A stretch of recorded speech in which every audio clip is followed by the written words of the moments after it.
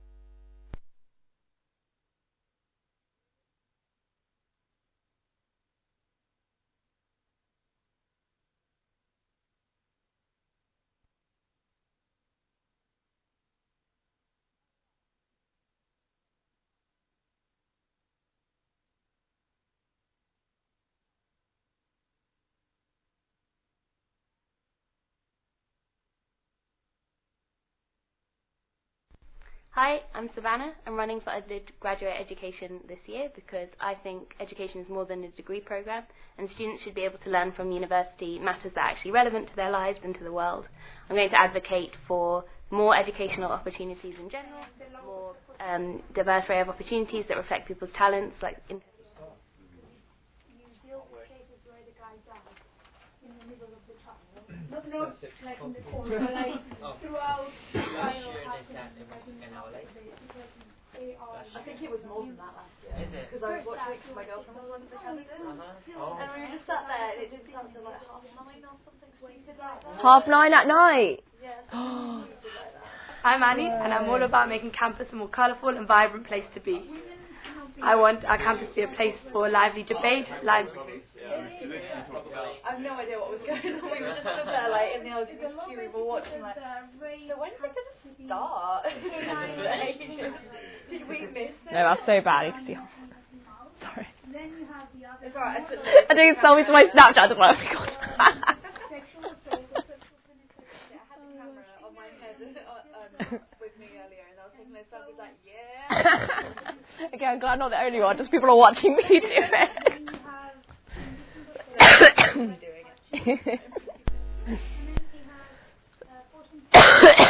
Oh gosh.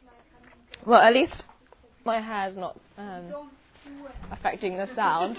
I was a bit worried. And women can't be charged with rape because they don't have a penis. But Am I trapped here now? I'm not allowed to move, am I? Because I'm mic'd up. Well, yeah, but I'm not. Yeah. I was just setting the lights, but I think that was good. I don't know. Women who's gone to men. Yeah. Okay. Female to male. Fun fact. Sorry, I'm making really sense to them to me like They don't like a constructed penis, as long as it is a penis. Technology for the filter. There's like actually quite a big.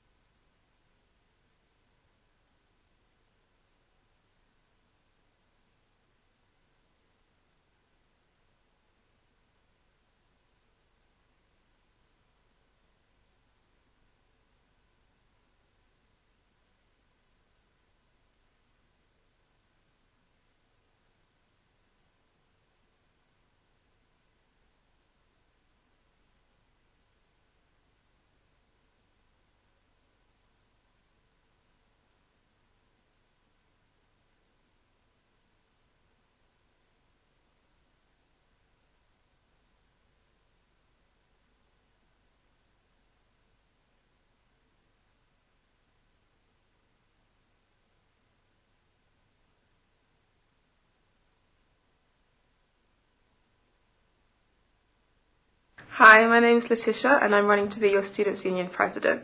If elected, I will lobby for more affordable rent on campus, help rebuild the relationship between the university and Students' Union, create more bursaries and scholarships for students from low-income backgrounds, increase the gap between exams and essay deadlines, and most importantly, promote free speech across campus. If you believe in Tisha's wish for a better SU, then vote Tish for President. Hi, my name is Letitia and I'm running to be your Students' Union President.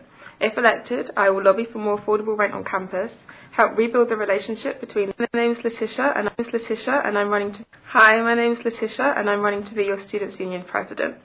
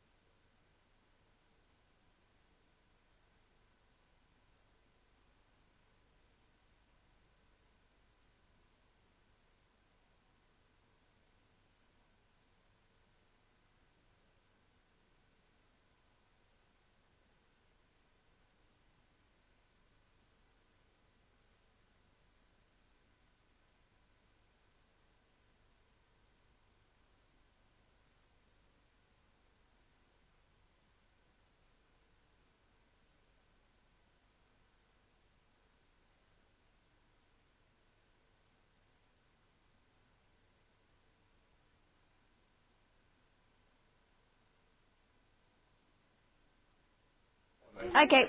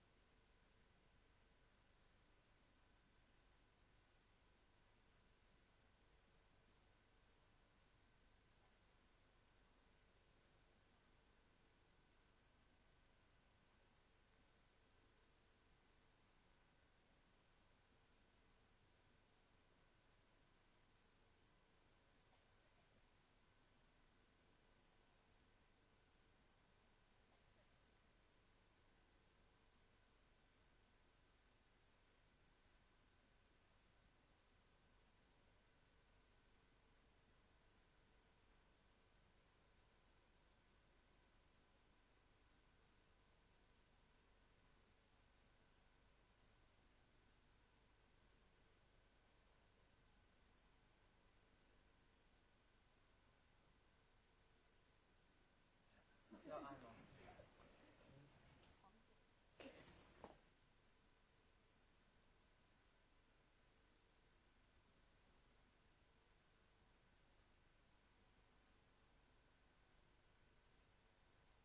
Time, an annual live show hosted by Uni TV, where we hear from candidates running for full-time officer positions at the University of Sussex Students Union.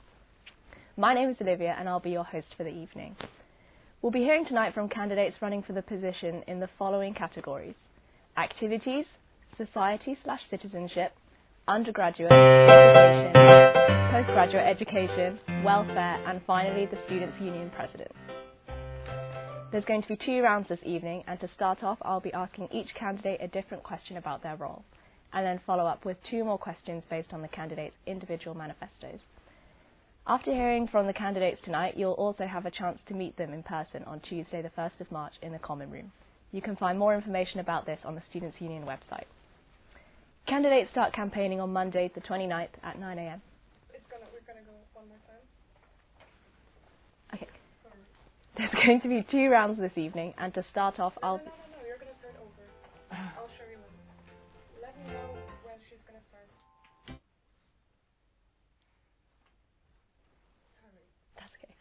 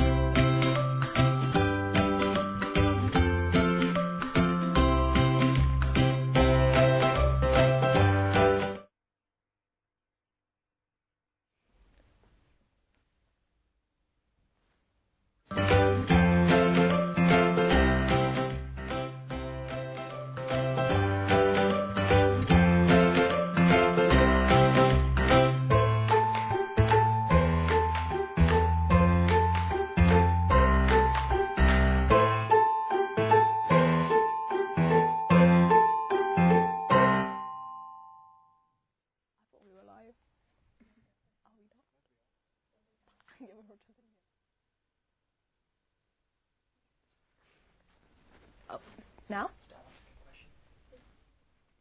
Okay. Hello and welcome to the 2016 edition of Candidate Question Time, an annual live show. Okay. Can I have that question?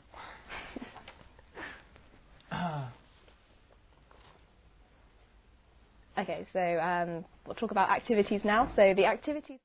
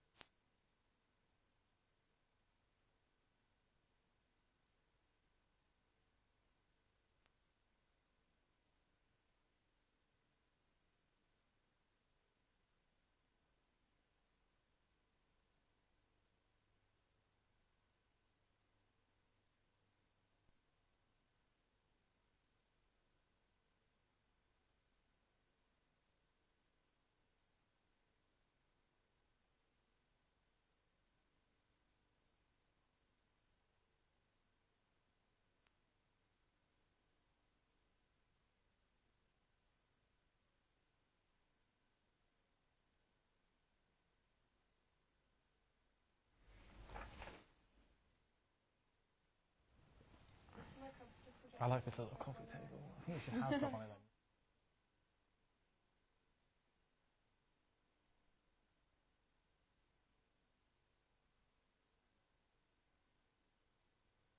Would you rather be Oprah?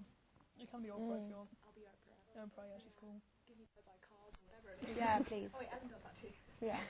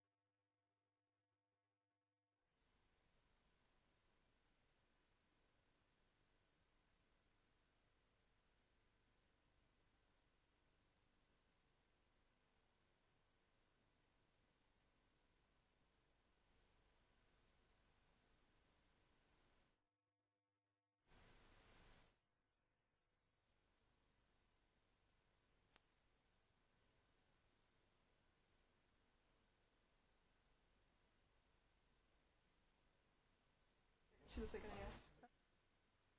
That was well easier than...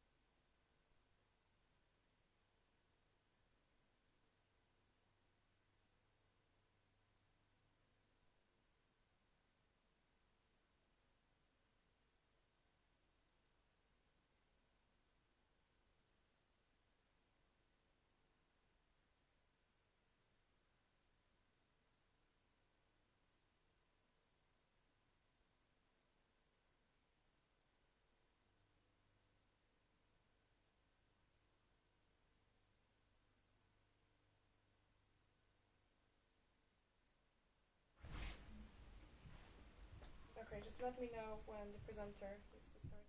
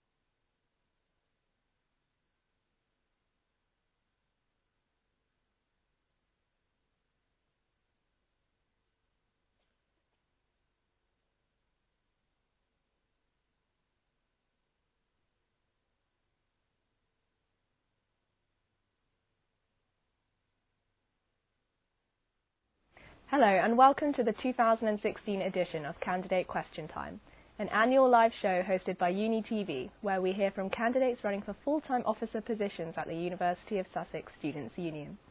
My name is Olivia and I'll be your host for the evening. We'll be hearing tonight from candidates running for the position in the following categories: activities, society/citizenship, undergraduate education, postgraduate education, welfare, and finally the Students' Union President.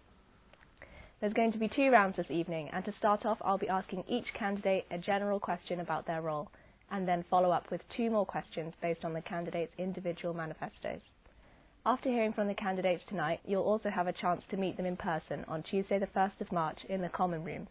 You can find more information about this on the Students' Union website.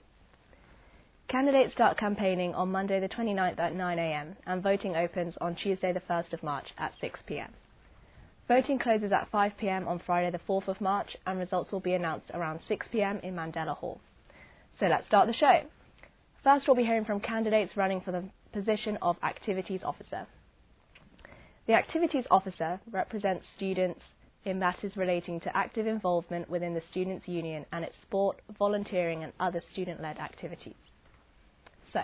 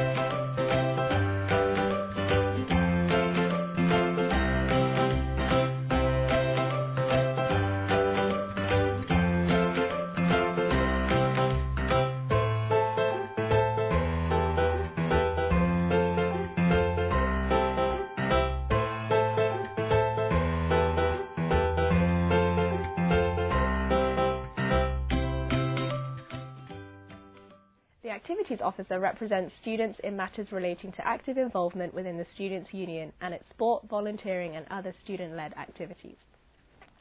Our general question is, would you say the main focus for sports clubs and societies should be to get more students involved or for the groups to perform really well? Hi, I'm Emma. I personally think that both are equally important. First and foremost, sports clubs and societies should be inclusive and accessible to all students, and I will be committed to working with groups, particularly maybe minority student groups such as LGBTQ students, disabled students and mature students. I'll also be integrating the buddy scheme into sports and societies in order to get students involved from a really early start. Also, performance-wise, I think that sports clubs and societies should be really available to students of all abilities and to cater for all interests. I think whether this is sports clubs working with Active Us to provide social sessions or encouraging their teams to compete competitively, all is great. I really want to champion people going to off-campus events, and I will be trying to do this by securing funding from the university in order to provide these transport costs, which allows students to diversify their activities and to also increase their success as societies and clubs. That was wonderful. Sorry. Yeah. Hello, I'm Adele. Question, 30 seconds. No, actually. Round Adele's before. The second slide's a bit dodgy. Hello, my name is Adele. I'm a third year international relations student. I'm currently the president and founder of Coexist Sussex, and I'm running for Activities Officer. I believe Sussex has great potential, and I want to use that potential to improve cooperation, inclusivity and diversity within and between sports clubs and societies.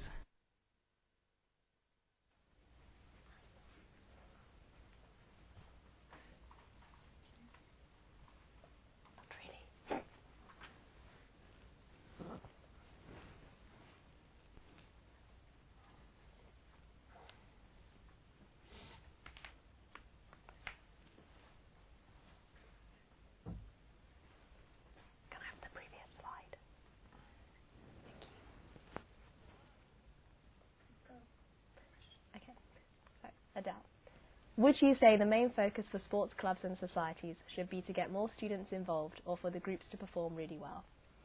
Well, I think that performance and involvement are linked, because the great performance of a club or society comes from the diversity of its members. So I think they're really linked. And also, I do agree with Emma on the fact that societies and sports clubs should be open to anyone. Uni is about experiencing new things. And, for example, I'm from women's football, and I had never touched a football before joining uni. And thanks to women's football, I've been able to make so many friends and to try so many new things. So I really think that they should be open to everyone.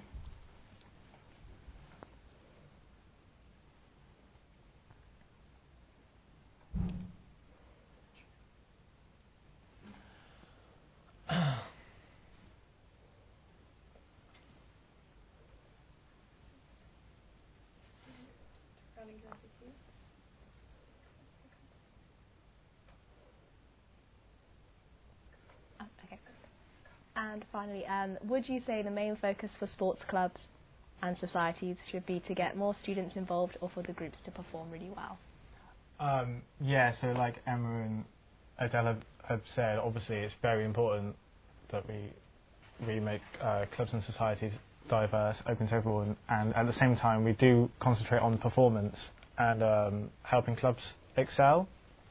I kind of resonated a lot with Adele said about never kicking a football before, because I come from the same background. I came to Sussex, never played any sport before, and got very heavily into badminton and found I had a passion for it. Yeah. I would like to kind of add to what the other two candidates have said about excelling. Sussex for a non-sport university is actually fantastic. Has fantastic facilities for the sports, that we do, and we do perform very well.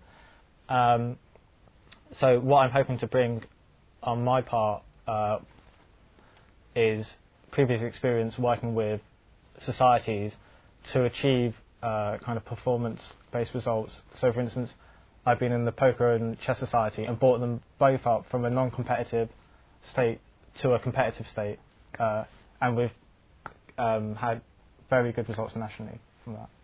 Amazing, that's great. Thank you. So now I'm going to do your individual special questions. So the first question goes to you.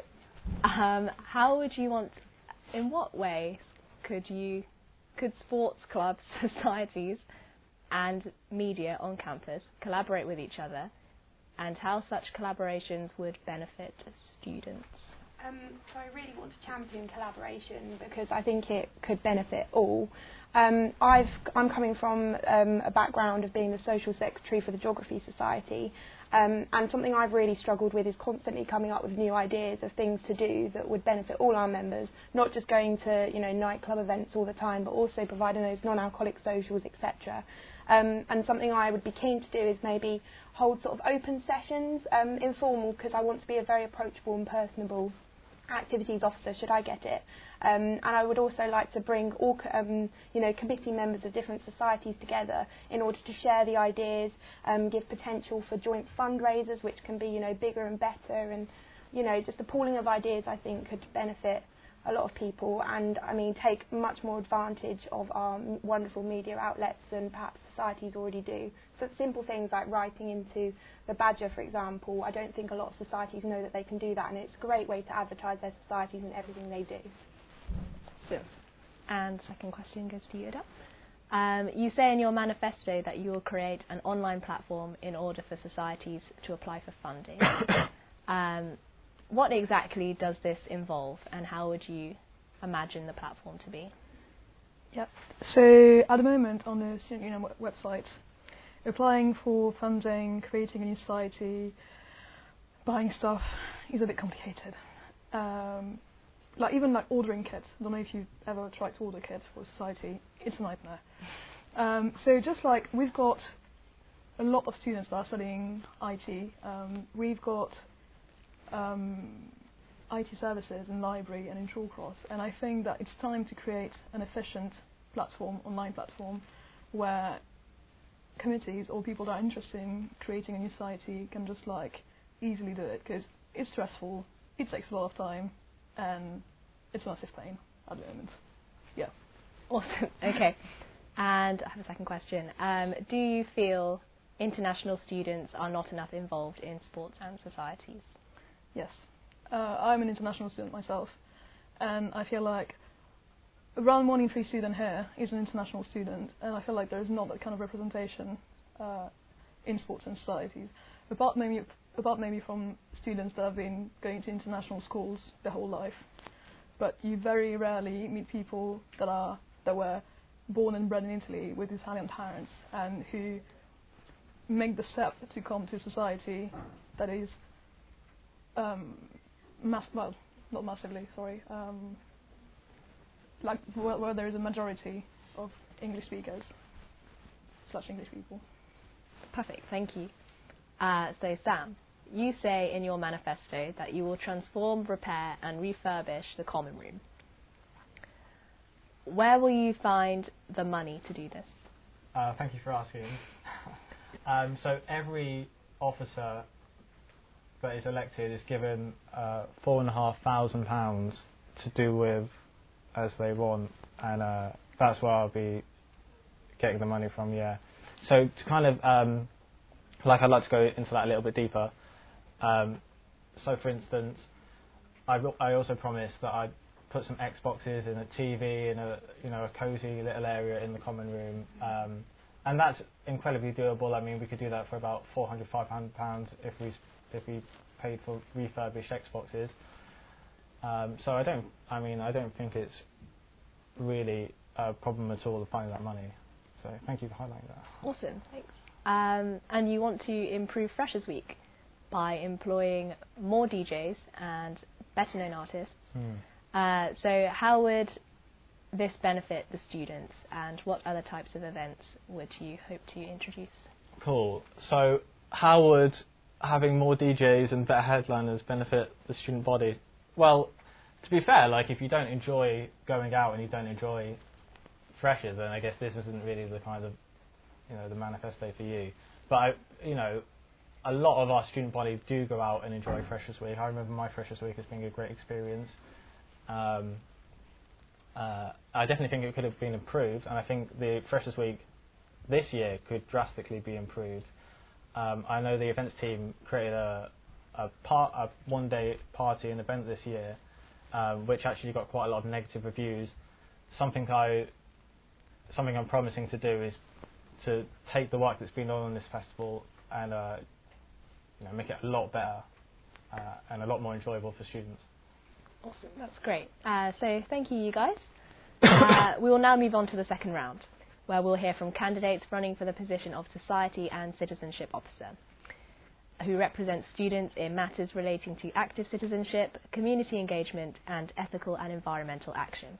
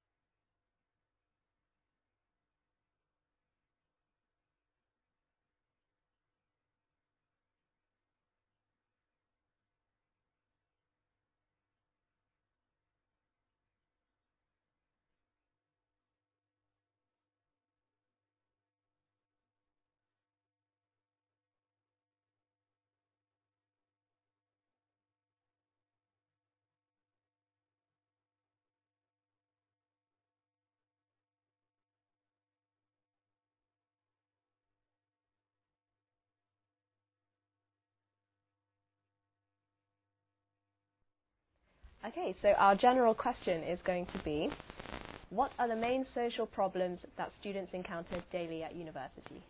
Cosmo, would you like to answer first? Hi, I'm Cosmo. Yeah.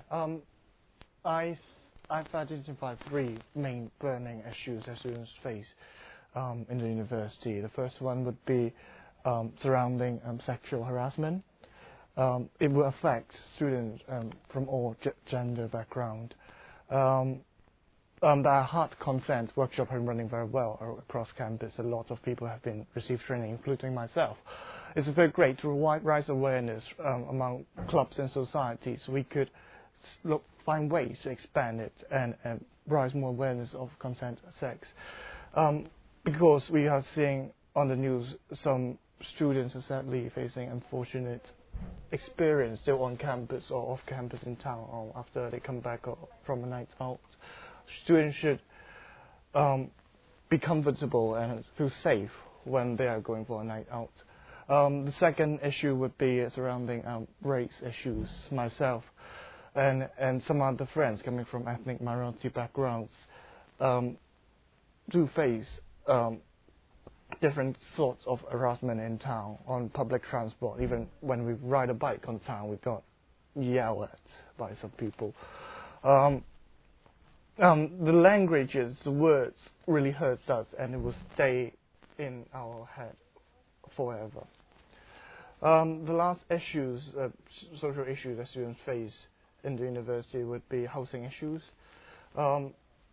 Sussex students are paying a very high rent in Brighton, but the landlord and the estate agency do not really help them if they have issues in their house. As NUS report put it, they're putting students in substandard house. You see mold in the house, and some landlord or estate agent keep their deposit forever, would not return it to them. These should be addressed with the university and the local council. Even the university could act as rent deposit guarantor for students. Some other universities have been doing already. Rent guarantee scheme for international students. The university acts as a guarantor for international students to rent house in the town, so they don't worry about that paying 6 or a whole year worth of rent up front. Some of them students get troubled, and it also affects their studies as well. Okay, thank you so much. That's a great answer. So I would like to ask you the same question,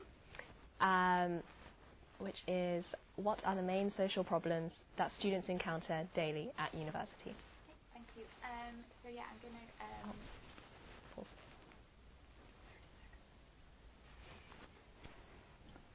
Shall I ask the question again?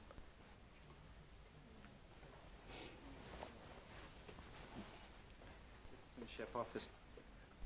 Hi, I'm Sarah and I'm rerunning for the position of Society and Citizenship Officer. If re-elected, I want to continue to work in the housing crisis in Brighton, making more affordable and better quality homes available for Sussex students.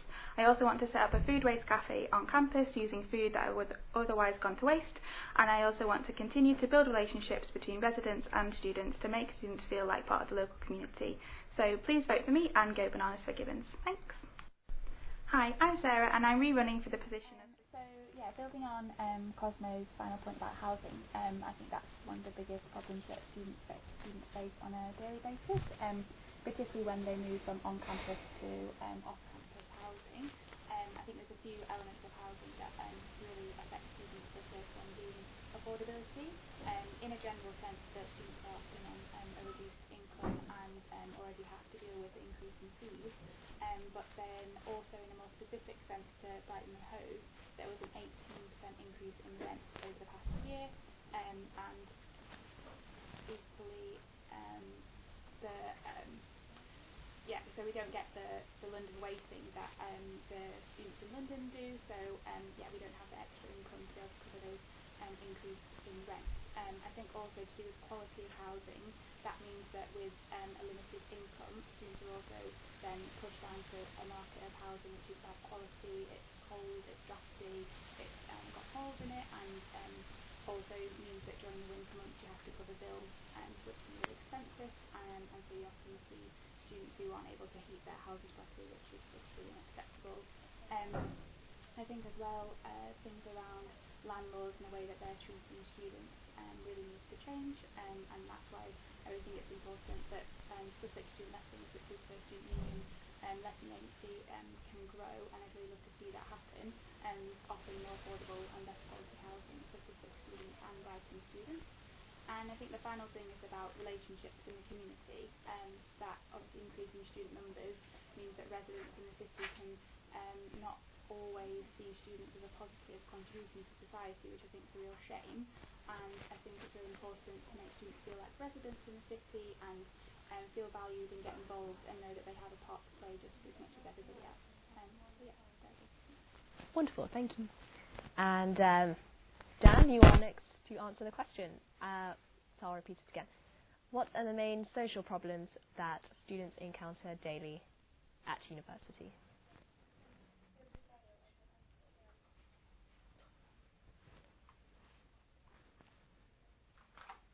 Hi, I'm Dan, and I'm running for Society and Citizenship Officer.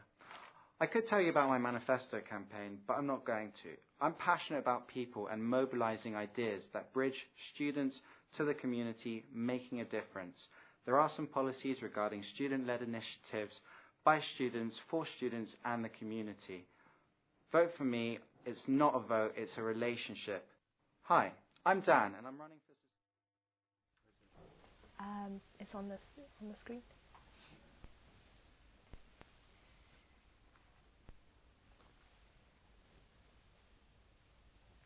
Sarah again. Okay. Okay, so Sarah, what are the main social problems that students encounter daily at university? Okay, so building on what Cosmo was saying around housing, that's one of the biggest issues I think faces students on a daily basis. There's a few elements of housing that I think are important, so affordability being one of them, so more generally that students are expected to deal with not having that much of an income, as well as increasing tuition fees, which means they have a restricted income in what they can spend on rent. I think that's also specifically a problem for Brighton and Hove, where there was an 18% increase over the past year in rental prices in this area, and without having the London weighting that students in London universities get, it means that students in this area are at a disadvantage, and that then leads on to them having to kind of choose from a limited amount of housing stock in the area, which often then means it's not as good quality. So I think that's also something that students really have to deal with, is finding accommodation that's affordable and good quality. And we hear so many times where students are living in properties that are drafty, that they're cold, that they've got mould in them, and it's really unacceptable that students have to live in those kind of conditions. I think also the relationships with landlords and letting agencies is also a big problem, and that students often aren't able to exercise their rights as much as they should be able to. So I'd really like to see the growth in Sussex Student Lettings, the student union's letting agency, because they're able to provide better quality and affordable student homes, and not having to pay agency fees for those properties as well, which is really great. And I think the final thing is about the relationship with residents in the area. Often students, and especially if the university is growing, residents can be a bit wary of that, and I think it's really important to build relationships with local residents and have students get involved in local decision making and local community events and things like that, and really build relationships with residents so that they feel part of the community, and then just better fostering of relationships between the two. So yeah. Great, thank you. And over to Dan. What are the main social problems that students encounter daily at university? I think it's a really, really tough question, and I know there was a lot of emphasis from Cosmo and Sarah on housing, but I don't think it's a daily issue. I think there's other things that are more prominently affecting students in terms of affordability of food and transport, and what was touched upon in terms of inter-student relationships, such as potentially some racial remarks from personal experiences, and I think that a key thing here is that the problem with this kind of question is that when you're asking about society and citizenship, it's got to do with our role as students, as residents in the community. We're members of Brighton as much as our next door neighbours who have been living there for 30 years. And I think it's about helping students recognise that they are residents in their localities in Brighton. And once that students know that, then we can start dialogues about freedom of speech, connecting in our local communities, fantastic campaigns that the union started to run, such as Know Thy Neighbour. So that's kind of on the housing front, but on the food front, I think that too often the case is that students don't know how to budget their own food to have nutritional meals, because everyone wants to eat good food, right? But that is affordable. And I think that budgeting is a big thing. And these are things notoriously that students have as problems that they have to learn as they go along. And I think that we can get more students to help other students to do such things. And going back to this idea of freedom of speech, I really, really think that Sussex is a small university with only like about 16,000 students, and we can foster that special size of a university by creating dialogue so issues and social tensions come out and we know how to deal with them so that students treat each other in mutual respect. That's all I'd like to say about it. Great, thank you. So now I'm going to ask you guys questions personalised to your manifestos. So I'll start with you, Cosmo.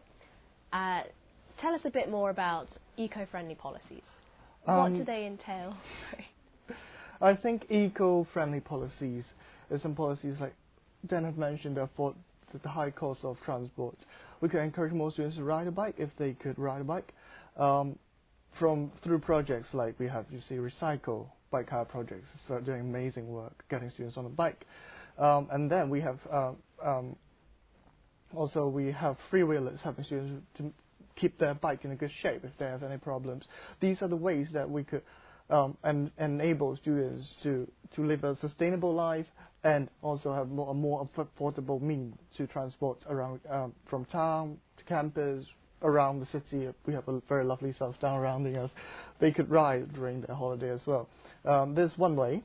Another way we could see on campus, we see we could put some compost facilities on campus hall residence. I had been trying when I was living there back in like 2 years ago in my first year, but still I don't see compost facilities available to residents. They have been using all sorts of reasons for not doing it. But students, like we cook every day because we can't afford to eat out. But we do have some food waste, some unaffordable food waste, even like a tea bag.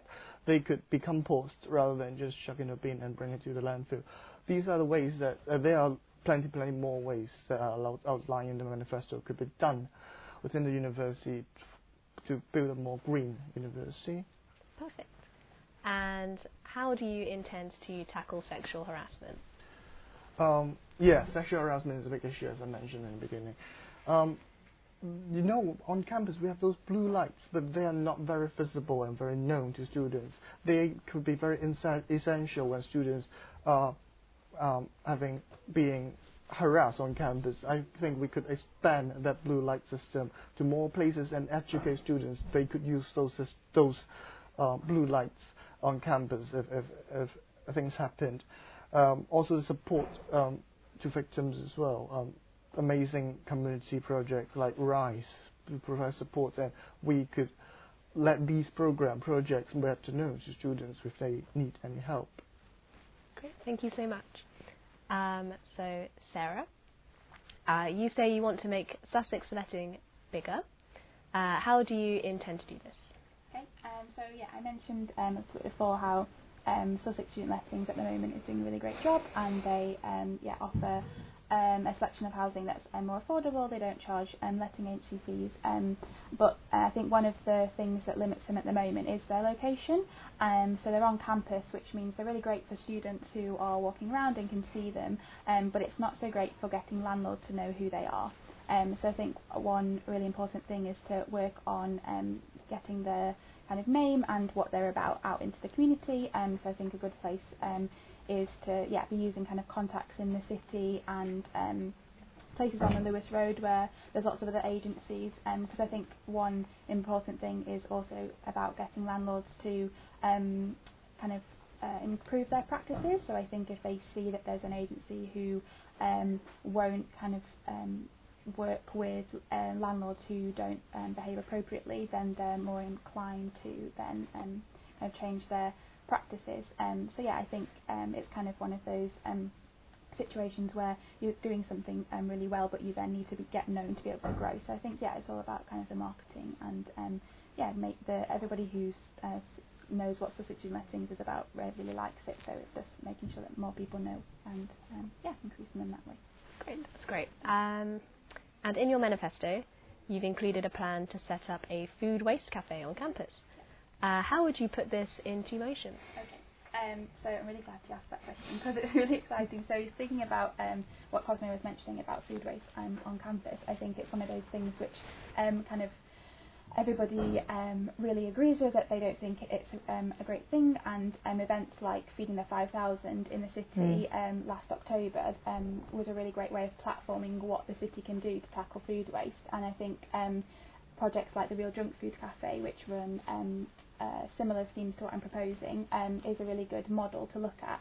And I've been speaking to them and about how it would work on campus, and also talking to the outlets that the Student Union has, as well as the ones at the university, about how they can be able to save the food that they would have otherwise thrown away, and then we'd be able to secure a kitchen facility on campus, and then recruit a really dedicated group of volunteers who'd be able to ensure that that's running. So a similar model to the Real Junk Food Cafe, where you have volunteers who collect surplus food the day before, and another group of volunteers who prepare the food in the morning before the actual cafe opens, and then the people who then serve the food. And as it works at the moment, it's a pay-as-you-feel, so it means that people can donate money if they're able to, and if not, there's no pressure to do that either. And that also gives the kind of cafe some kind of security in being able to supplement some of the surplus food with extra things if they need to be able to provide nutritious meals. So awesome, cool.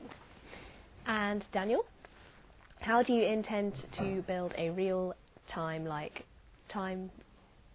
live conversation with students to get feedback, and how exactly would that work? I know it's a tough thing to say because it's quite a tough thing to get your head around, yeah. But there's a lot of sophisticated technology online that I've begun researching that allows people who are online at the same time to have real-time conversations. I think the one application that I've been looking into, I think it was called Remesh or something similar. And it allows you to talk about a proposition instead of having a vote cast, and then you don't get to ask questions if you're voting. As you're voting, it allows people to have a better sense of consensus. It's real kind of virtual democracy, and I understand that people are using technology more and more. However, that policy of mine was only kind of to kind of align itself with the increase in virtual kind of activities that people are partaking in, always on their phones, social media. But the other kind of things I'm really interested in tackling is the fact that we are a small university. So having a physical wall in the union of some kind that we can constantly go and have feedback on things that the uni does on a monthly basis. And that has to be reviewed by the elected team. And it goes without saying that because it's a small uni and there's 6 officers, I'd love to work really closely and collectively with the other team members to achieve their aims, and it's kind of a give and take collaborative effort. The other thing that I would say about it is, in physical presence, we walk underneath our union every single day, and I'd like the people in the union to come literally downstairs into the courtyard of Falmer House, but also in Library Square, because that's where you get to see the faces of the union, and you can go and approach them. I'd like to be approachable and have open hours regularly, where students who I don't know feel like they know my face and they're going to come bug me for something that they want to talk about. I want that. That's great, thank you. And a final question. In your manifesto, you mention a Best of Sussex lecture series. What do you mean by this, and how would this benefit the students? Okay, so Best of Sussex lecture series was kind of the idea on paper, but it's based on something that happened at Bristol University called Best of Bristol Lectures. And I think a graduate from Reading University decided that he wanted to increase the profile of access that students could potentially unlock. Let me say it differently. You're only studying one subject. He wanted to give access to students in the university the ability to expose themselves to different subject areas. So simply, he let students vote for their favourite lecturers in every department, and then put those lecturers onto a open lecture series, so that every member of the university, every set of lunchtime lectures, could go and view them. But he also put them online, and it was a social enterprise conference that I was at, so we were looking at social impact, and the way that society and citizenship as a role can function in this policy is inviting the community to come, and that's really extending knowledge, not just within the confinement of the academy, but lifting that up and really addressing social issues. And I'm really happy we talked about some food issue problems and a food cafe on campus, because the Brighton Sussex University Food Network have great links with Brighton, or they're increasing. So I'd like to harness all these food relationships. It's really exciting. You've also got Field Brighton, and you've got a cafe opening there, and they're hungry for students, excuse the pun, to come and help with this cafe and offer really affordable nutritional food for students, and we all want that. Absolutely, thank you. Now it's time to move on to round 3, where we will hear from candidates running for the position in postgraduate education.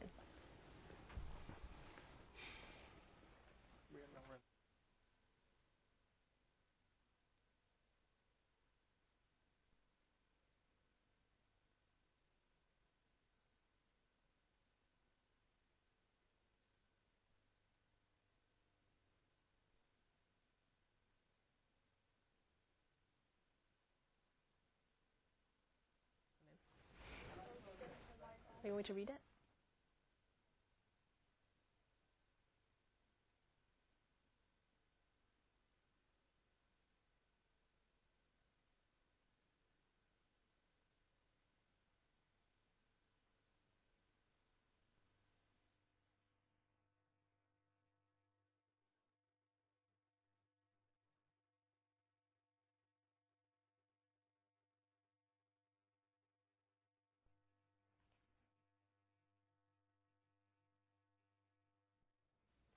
The Postgraduate Education Officer represents the postgraduate student body in their education needs and progression, supporting academic representatives and acting for improvement with regard to learning and teaching. So, are postgraduate students offered enough support by the university? Hi, I'm Rose. I'm running for Postgraduate Education Officer. If you re-elect me, I'll campaign against the financial burden that comes with postgraduate study. So this includes campaigning against the rising cost of tuition fees and hidden academic costs of study. So I want to lobby for more printing credit and reduce the cost of graduation. I also want to campaign for the fair treatment of associate tutors, because unfair treatment of PhD students who teach can affect both undergrads and postgraduates. So the short answer to that is unfortunately no. They're not offered enough support, but then if they were, there wouldn't really be a need for this role. So there's a few sort of areas where I think there is a need for improvement in terms of providing support for postgraduate students. So financial, the university have recently raised master's tuition fees by up to 50%, so it could cost up to £9,000 to do a master's here now. So they also, I think, need to raise the financial support in terms of like scholarships and bursaries and stuff. And I think that particularly needs to be for students from non-traditional backgrounds, so first-generation scholars. I think student parents are a particular group that needs to be looked at there as well. In terms of academic support, I think academic advising for postgraduate students really needs to be improved.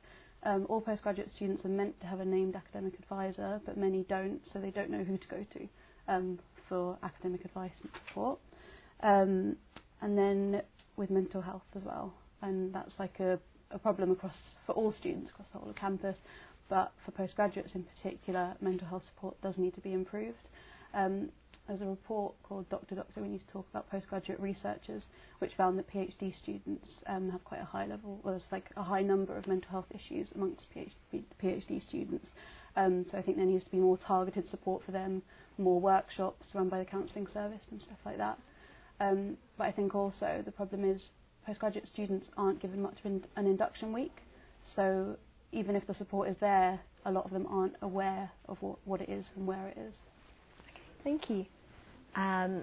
So you say that you'll fight discrimination against students with disabilities. Do you think that Sussex is currently discriminating against them? I do, yeah, sadly. There's the union campaign Access Sussex, which I would like to continue next year. But also this is kind of particularly with regards to reasonable adjustments. So adjustments put in place for students with disabilities to be able to do assessments and just general learning. I think at the moment there's a lot of problems with that. So some students who should have reasonable adjustments, they're not being put in place. They're arriving at exams and their adjustments aren't in place. And also I think that there have been cases of students who should have adjustments and they haven't been agreed by the university. And under the Equality Act, the university legally has to provide those adjustments, but at the moment that isn't happening for some students. I see. Okay, thank you. And why do you think there is a need for a social space on campus dedicated specifically to postgraduate students? I think, so the number of postgraduates at Sussex is growing and it's going to be even more next year. And I think postgraduate study can be quite isolating, especially if you're a PhD student, you don't have regular seminars where you're going and seeing other students. So it can feel like you don't really know where to go, you don't know where to sort of put yourself. And I think if there was a dedicated social space where you could go, and there could be sort of study areas there as well, but you could go and know there's going to be other postgraduate students there, I think that'd be a really nice thing to have. Great, thank you so much. So thank you, Rose. And we're going to move on to round 4 now, featuring candidates running for the welfare position.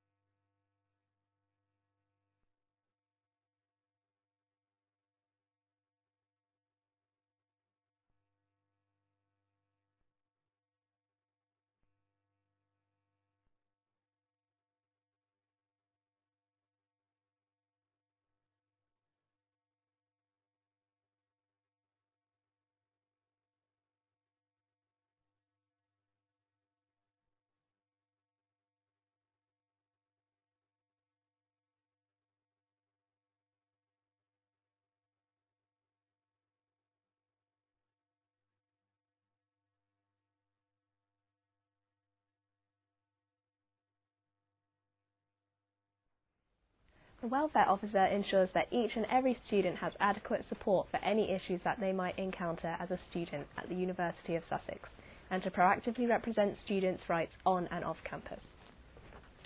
So the general question is, what is the biggest student welfare issue at Sussex and how would you address it? Corinne, I'll put it to you first.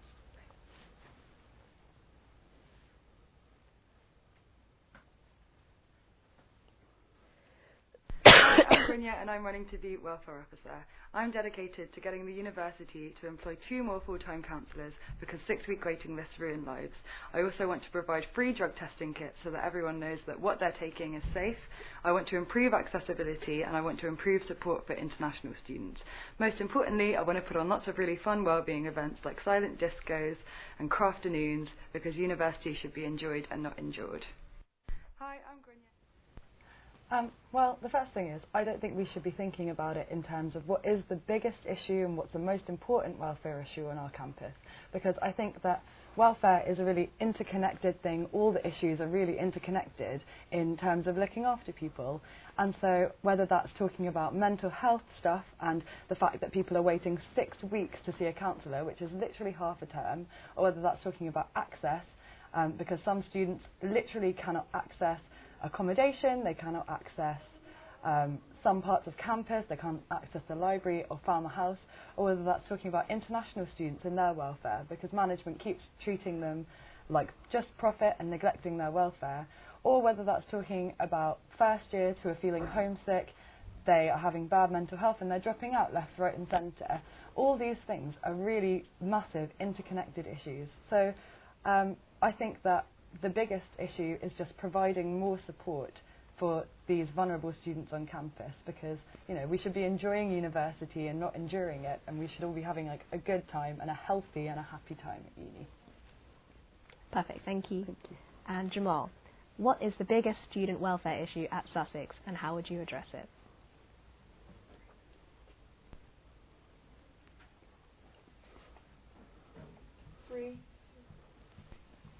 Hi there. I think the biggest issue at Sussex is a problem of intersectionality. So we can see the student body as a whole, and as a whole the biggest problem for students altogether is probably the Tory government. They're attacking us. There's a problem of social mobility at the moment. You've got them attacking our maintenance grants. And for me personally, my biggest problem has been rent, and as I don't have a guarantor, that has been my biggest issue. So what I want to do is make the university accountable and make the university act as guarantor for people that can't find guarantors. They do it at King's College, and I believe we should do it here. But as I said, it is a problem of intersectionality, so different groups experience different problems. For instance, what I want to do is work with the part-time officers, pay them. So with the disability officer, what I would want to do with them is help them increase access to buildings on campus. With the ethnic minority officer, what I'd want to do is help to decolonise the education system here, because it's very Eurocentric. With the women's officer, I'd want to help to continue the free tampons that they're giving out on campus, and help with issues of just general sexism, everyday sexism on campus. And with LGBTQ, I would just want to help them to carry on the good work they're currently doing. Perfect, thank you so much. Thank you. So I'm going to give you guys some more complex questions. So I'll start with you. How do you think that the university is neglecting the international students' welfare, and how so? Okay, basically I think that the university very much neglects the welfare of international students. I've heard stories from international students saying that they really struggle, firstly with the vastly different curriculum that they have to deal with when they come to university, and equally with language barriers, with social barriers, and I think there's a lot of things that we can do in order to address this problem, and I think one of those things is to actually talk to international students and communicate with international students and make sure that they get to meet management, because at the moment the welfare of them is being really, really neglected, and they don't ever get to express their own concerns. And I also think that it's an issue of like integrating international students and UK students, because for example when I was in halls, the international students in my halls, they were very much like not like part of the sort of hall's fun campus life, and I think that's to do with attitudes. So one thing we can do is we can change attitudes, and another thing we can do is to make sure that international students are meeting with management, expressing their concerns. And the third thing that we can do is to make sure that they have academic support, because I heard a story of one girl posting on Facebook. She was an international student, and she said, "Oh, I've been reading all day, I can't do this anymore, this is so different to university where I'm from." And we need to have support systems in place to make sure that everyone's getting the best learning experience and healthy welfare experience when they come to Sussex. Great, perfect. And in your manifesto, you stated that you want to lobby the university to employ 2 more full-time counsellors. Mm-hmm. Just how would you promote the counselling services to begin with? Okay. Well, the first thing that I would do is, if I got elected, was to put in a Freedom of Information request about where exactly the university is spending its money, because I have a feeling that at the moment it's definitely not going on welfare, and I have a feeling that it might be going towards management salaries. So the first thing I do is to make sure that an adequate amount of funding was being directed towards the counselling service, because at the moment, as I said, there are 6-week waiting lists. It's ridiculous. Students are having to wait half a term to get any support, and so if you're experiencing problems, say week 6, then you're waiting until week 12 to get any help, which is ridiculous. It's so silly.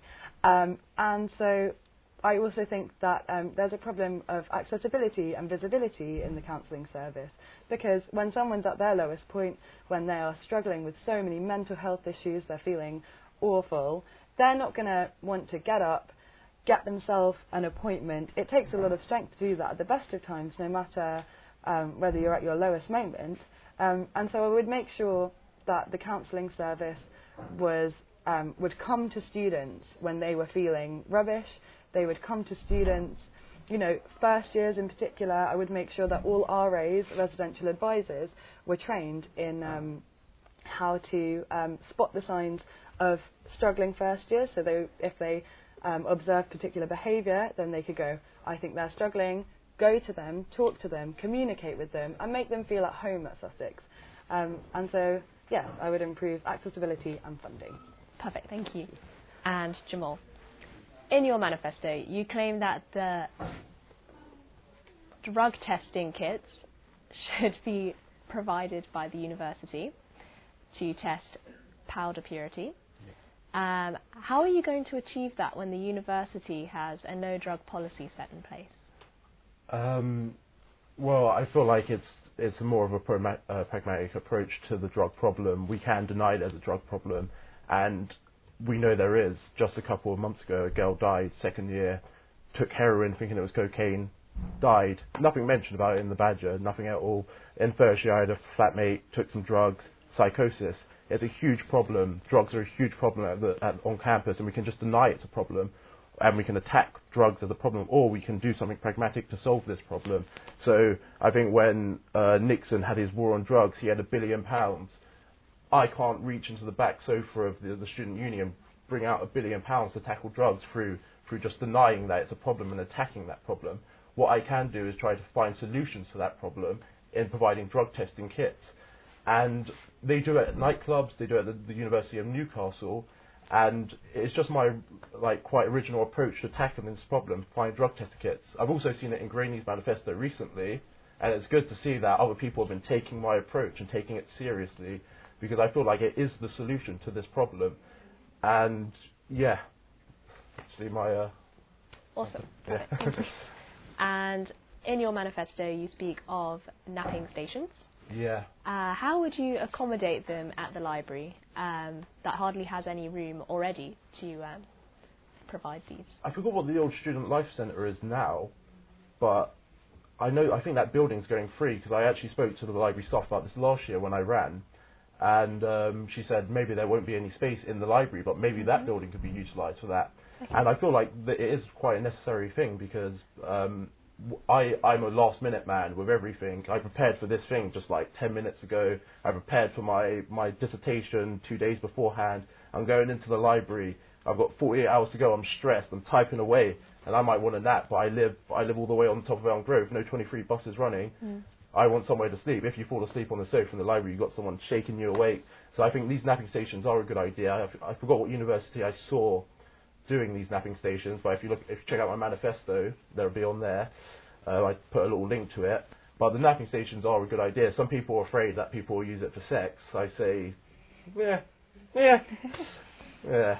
But yeah, napping stations, great idea, because like the stress that you get around exam period it just exacerbates things like mental illness.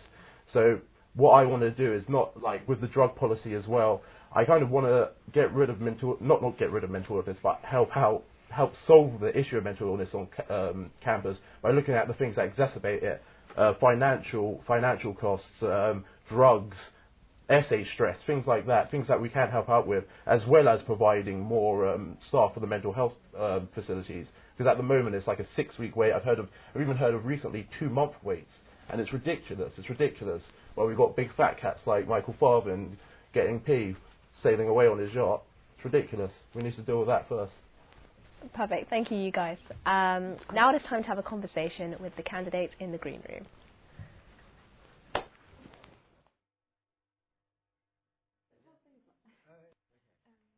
And then we're going to walk along asking questions. So stay where you are.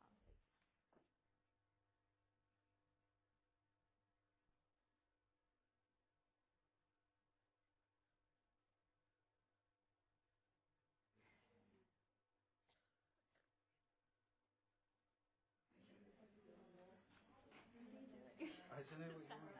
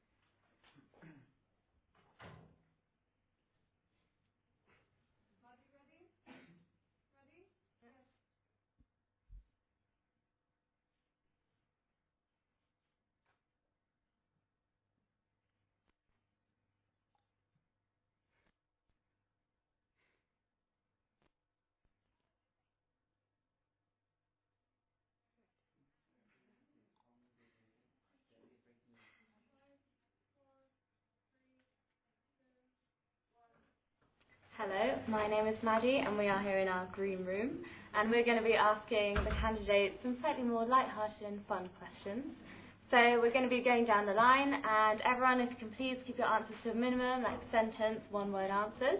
So your first question is, can you please sum up Sussex University in one sentence? A brief sentence, please. Not education, fun. Not just fun, everything more than just a singular one. Liberal but too expensive. An exciting place where you'll meet some of the most interesting people in your life. Yeah, Wednesday socials. Sussex is home. An absolute joy socially. A uni with a reputation, just one I don't see yet. It's alright. A bit dull, but it's alright. Okay. Management are wankers. There's a lot going on. True. A good place for everyone. Education excellence and personal development. You can always have a cup of tea. Yes, you can. Poverty and fun. Ooh. Interesting. Okay, next question is, if you could create a fun room in the library, what would it be? A sex chamber. It would have lots of roller coasters. Ooh, PS4. A dream room with music. A club with a Beyonce playlist. Very nice. Literally, it would all be bouncy. A nice little cocktail bar. Somewhere for manicure. A nap room, because naps are fun when you've got lots on. I would put some beds in, some beanbags. Yeah, I would agree with Emma and Ellie. I'm a big napper. A nap room. Yes, you are. I'd go for like a crazy playroom, have like a ball pit, bouncy castle, all that. Puppies? Just loads of Music. Soundproof room. Every hour on the hour, 5-minute song gets played. Full bouncy castle walls, so you could bounce all the walls. Maybe like a bedroom, some showers as well, so you can like stay the night. Showers, quite sad. Probably needed. Probably needed. Yeah. Okay, next question is, if you could supply every single student with something for a year, what would it be? Oh, I don't know. Oh, something free for a year. Yeah. Probably really random, like free printing credits. Probably. Yeah. Something useful. Practical. A bike. Drugs, but the ones that they'll need for if they get ill, prescription, as opposed to the other. Unlimited budget. Yeah. House. Free housing. Ooh. Mine was a lot more boring. I was going to go free printing as well. Yeah, that's what I thought. Consider us. Money. Yeah, fair enough. I didn't specify not. A daily voucher to the deli because it's delicious. It is good. It is. Spotify Premium for free. Great suggestion. A nice pet hedgehog. Nice pet hedgehog. An interesting animal. About 8 rabbits. Okay. Animal theme. Confidence to be themselves. Oh my gosh, so cute. Sketch. I want to say tampons, but that's not for everyone. So a puppy or tea bags.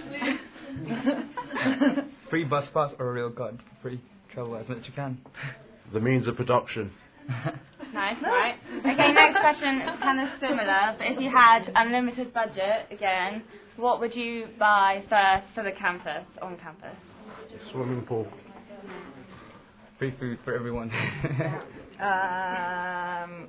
A different performer every single night for Farmer Bar. Core books, definitely. I can't think as quickly about this. A lot. Big music venue. Nice, okay. Yeah, fuck it, let's have it all. Cinema. So what was the question? If you could supply, if you had an unlimited budget, what would you buy first on campus, for campus? A student hub. Musical buses for sports clubs to go to their beds. Cute. I'd just invest in more affordable housing in the expansion plans. Practical. Trampolining, amusement park. Got it all. The beautiful postgraduate building with a common room only for postgrad. Sorry about that. Can we have like a bigger library with a water slide outside too? Yeah. Leading to the original plan of the university, which was to have a swimming pool on campus. An entirely accessible campus with lifts everywhere for everyone and slides to get down instead of stairs. Great shout. I think I'd just go for more affordable housing, definitely. Okay, nice. Some practical suggestions. Okay, right. So, if you could have Snape, Yoda, or Gandalf as your lecturer, who would you choose? If you don't know who these people are, who would you have as your lecturer if you could have anyone? Snape, Yoda, or Gandalf? You could just go with the name, whatever sounds Yoda. Yeah. Snape. May the force be with the education. Gandalf. Yoda.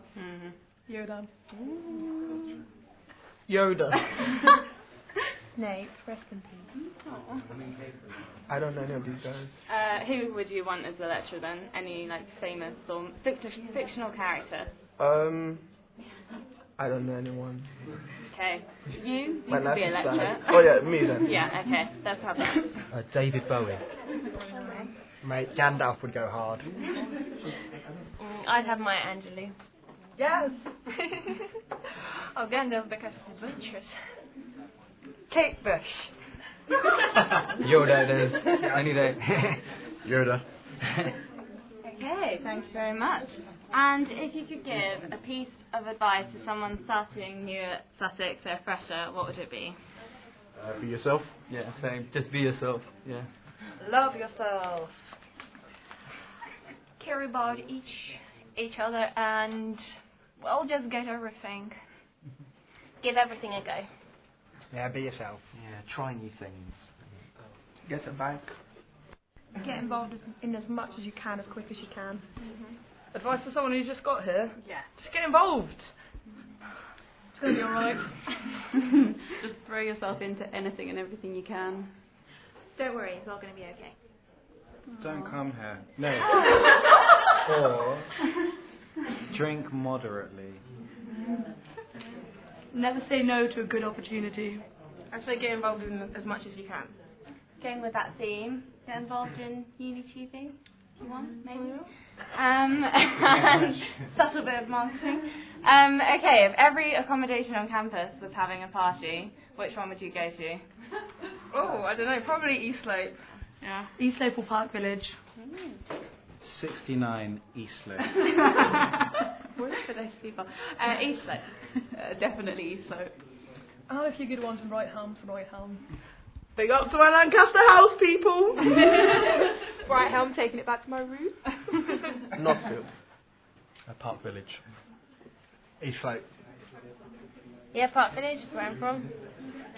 I'll go to East Slope and Park Village because everyone is going to be there and just take everyone somewhere in Brighton.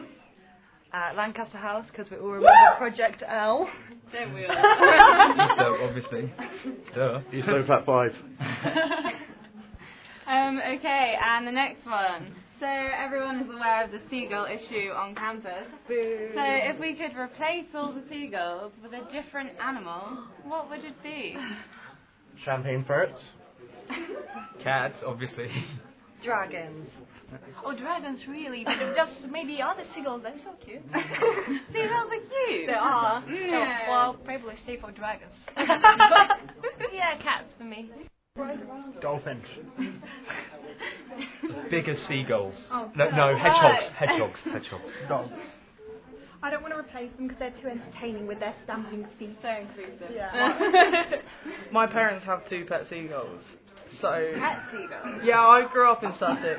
Oh, okay, fair enough. Parrots, toucans, and peacocks because they're colourful. Oh wow.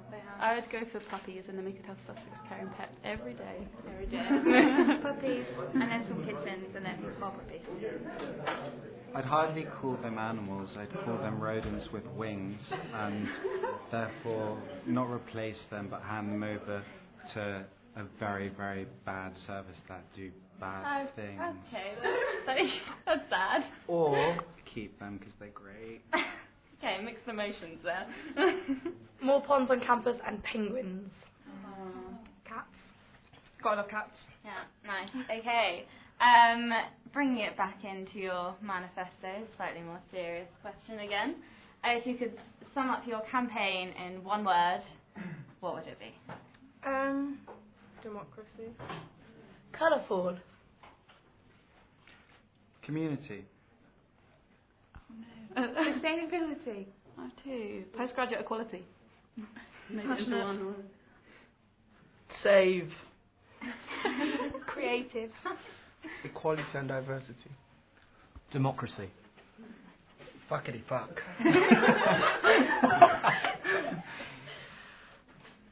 Dragons. Self-care. Love and peace. Revolutionary. Okay, well, a bit awkward because I've run out of questions. So, we are going to ask you to, if you could make a monument for Sussex, what would it be? Quite a hard one, but Oh god, I'm that's pretty struggling to think of questions right now. I know, Mox. I have a Mox statue. I'm a fan of Mox. I like Mox. Okay, well, actually, we've been given, so we can So I wrap just up the have to do it. question. So I'm sorry about Seagulls. that. We have some Okay, many monuments. But thank you very much for your participation, and back to the studio.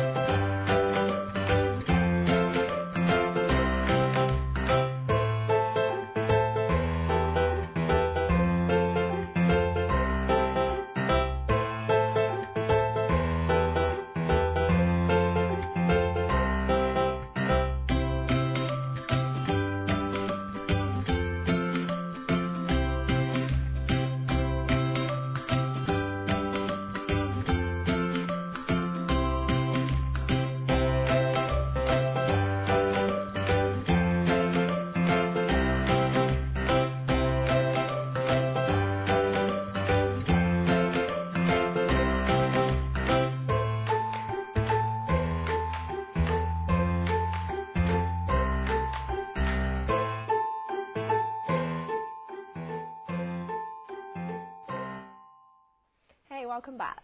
So we got some tweets while you guys were in the green room. We got one from Josh Anthony saying, I only look for softly spoken puns in a candidate. And we also got one from the Sussex Comedy Society saying, Jamal's jacket is off. Things are getting serious. So remember to use the hashtag Sussex Elections, and we can feature you and give you a shout out. So now it's going to be time to hear from the candidates running for positions in undergraduate education. The Undergraduate Education Officer represents the undergraduate student body in their education needs and progression, supporting academic representatives and acting for improvement with regard to learning and teaching.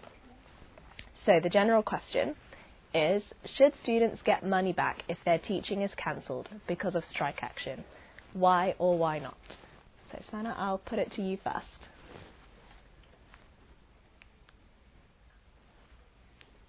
I'm running for undergraduate education this year because I think education is more than a degree programme, and students should be able to learn from university matters that are actually relevant to their lives and to the world.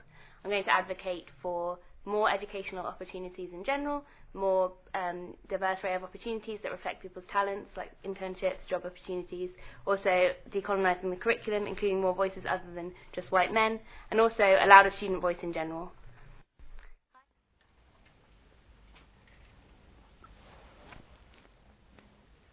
I would just like to say that I think these kind of questions are quite representative of some of the problems I have with the way universities are running at the moment, which is kind of like businesses, as if like our education was directly exchangeable for value in terms of money. And I prefer to think of education as how it should be, is really about your learning truthfully about yourself and about the world, and about really students engaging with lecturers who really want to teach them, and students really wanting to learn from their lecturers. And it shouldn't be about, you know, we're paying you a certain amount of money, so we should get a certain amount out of it. In that kind of situation where there was a strike and students should demand money, like might be demanding money back, I personally would support my lecturers in the strike. And when there was a strike, I did support my lecturers, because I felt that this is not to do with the relationship between students and lecturers. It's to do with the relationship between the government and the university. And that's, I don't think, what we should be focusing on in the university. We should be focusing on the learning that happens in the classroom, which is the most important part of university. Okay, thank you. And should students get money back if their teaching is cancelled because of strike action? Why or why not? My name is Radek, and in this year's elections, I'm standing for the position of Undergraduate Education Officer. As your education officer, I'll make sure to firmly represent you and your interests, and address the issues that matter to you the most. I believe the officers in general, including the education officer, are there primarily to serve you, students. So make sure to vote, choose well, and choose radical education. Tricky question, indeed. I remember 3 years ago, we had this exactly situation when, you know, hundreds of us students, we marched across campus and defending our tutors and yet their salaries and the education at Sussex. And exactly this point came up, you know. Many students were okay with not having their classes and chose to actually go out and support and strike, while others were like, oh, actually, you know, I'm not happy with that, our classes should still be on, I want my money back. So I think it's one of those very tricky questions which will polarize people on both sides, and I personally more inclined towards the side that if it's for a right purpose, I don't think you know, universities should return money to students for that. I think it really depends on context. Okay, perfect. Thank you, you guys. So I'll start asking the more specific questions. So I'll start with you, Savannah. Cool. Work placements are hard to come by. Mm-hmm. How do you think you would be able to provide more of them for students? Yeah, I think, so I put this in my manifesto as an idea for how we could provide more learning opportunities for students. Actually, I studied abroad last year at a different university, and they had this system which I found really effective called like spot jobs. Basically, the university would provide like short-term experiences for students working in jobs. Like you'd literally just go and do some printing, or you'd go and promote something for the university, and it would give students who had nothing on their seat, literally nothing, some experience so that they could then go forward and be able to get more work placement. So I think that's an idea that we could actually quite easily implement at Sussex in order to get students some experience to go on and find work placements that require students ready to have experience. And also I think that more can be done at Sussex to look into work placements for students and to advertise into the relevant subject areas. So I think we could work on that and work on promotion of what's available already out in the town and out in the surrounding area. Cool, that's great. And what issues do you think exist at the university that inspired you to want to decolonise our curriculum, okay. as you state in your manifesto? Well, there's a lot I could talk about here. I think it's not a problem that's specific to Sussex. It's a problem that is specific to the UK. It's actually it's a global situation. This idea of decolonisation, I think it got very complicated. It's very complicated, and it's people are unsure what it means. But to me, what it means is that we really need to start thinking about how our history has implicated our education and the paradigms of how we teach and learn. And at the moment, it is historically dominated by white male discourses. And I found in my own subjects that is the dominant kind of narrative that I've been taught. And I think that it's a really exciting time at the moment with the Roads Must Fall campaign going on at Oxford and with the decolonising education campaign going on at Sussex. We're trying to change that, and we're trying to have more dynamic and more diverse representative curriculums and more opportunities to actually get education that we want, and also more creative ways to educate students as well. Like it doesn't have to be like there's not one form of essay or one form of idea, a way to express your ideas, which I think sometimes can be represented as like you come to university, this is how you learn, and this is the one way. And I think that this decolonising curriculum should come into every student's experience, and it means a lot more than just putting more women of colour, which is important, into the curriculums. That also means like rethinking the way we think about education and making it more all-encompassing. Yeah, awesome, thank you. And Radhik, what exactly do you mean by mindful and conscious approaches to academic study? All right, so this is one of the points I've included in my manifesto. I named it the Mindful Education Project. What I mean by that is that I come from a science background, from a psychology department, and in my research also I focused a lot on mindfulness and how mindfulness can benefit one's own health and well-being, but also enhance one's own learning capabilities. And so what I mean by this particular project, basically, to put in a nutshell, is bringing more mindfulness principles into our education, which I believe would contribute greatly to a change of consciousness eventually that we all are going through, and that universities are here for, I believe. So there's a lot about it, and more details you can find in my manifesto, or ask me personally if you would like. I don't know how much time do I have to ask that then? I'm going to ask you one more question. Okay. Yeah. So your plan includes an introduction of the Education Forum, a platform where students could openly talk about their learning experience. How is this different from Study Direct, like the Study Direct Forum, and how would it benefit the students? Sure. So I think the main difference would be actually meeting up physically in real life, which I think we quite like these days with online media and all the technology around us. So while this would be also one avenue and one function of this, another function would be actually getting all Sussex students together physically on a regular basis and give them space to actually voice out their concerns and how they feel about education. Secondly, I think it would be a really good mechanism, accountability mechanism for us as officers, particularly education officers, to actually not be in these ivory towers, but actually be out there and be facing students and their concerns.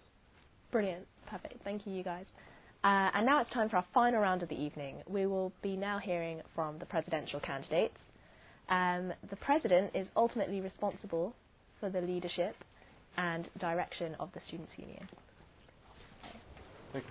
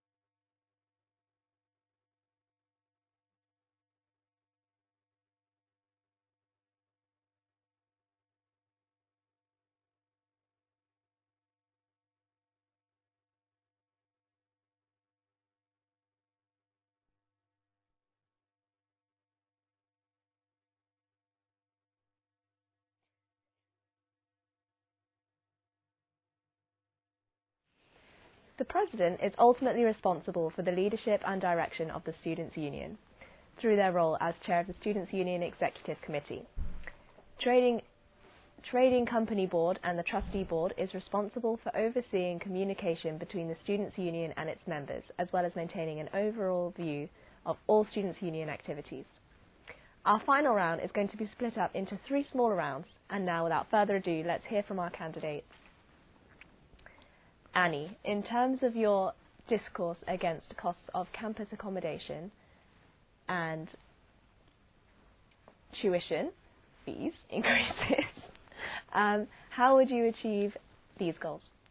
Okay, so campus accommodation, I want to... Me too. Yeah.